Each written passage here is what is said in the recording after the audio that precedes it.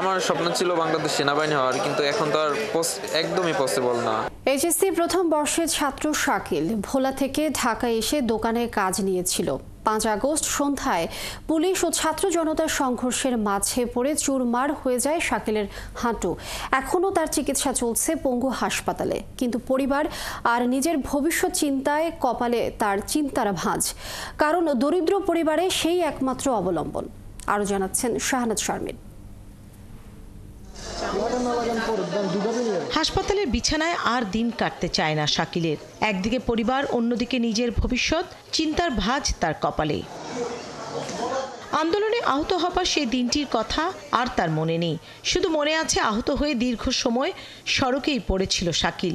প্রথমে কুর্মিটোলা, তারপর ইবনে সিনা, সব শেষ ঠাঁই হয় পঙ্গু হাসপাতালে। মিছিল থেকে ফেরার পথে হঠাৎ আক্রমণ করে ওরা, লোহার পাইপ রড এগুলো নিয়ে হঠাৎ আক্রমণ করছে।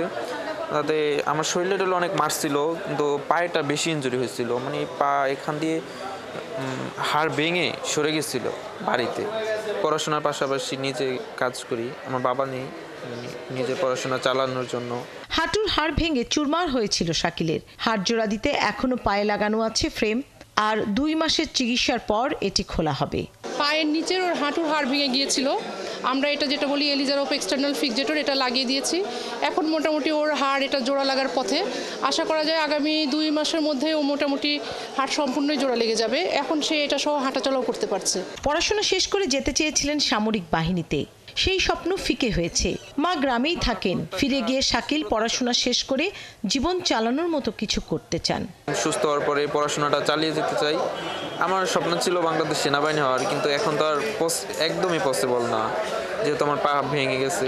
এখন পড়াশোনাটা চালিয়ে গিয়ে ভালোভাবে একটা মানে জীবন চালানোর মতো কিছু একটা করতে চাই। ছাত্র জনতার আন্দোলন আর আন্দোলন পরবর্তী দেশটাকে ঘিরে যতটা প্রত্যাশা ছিল সেটি আর নেই, বরং তার উপলব্ধি মানুষ না পাল্টালে এই সমাজ আর দেশ পাল্টাবে না।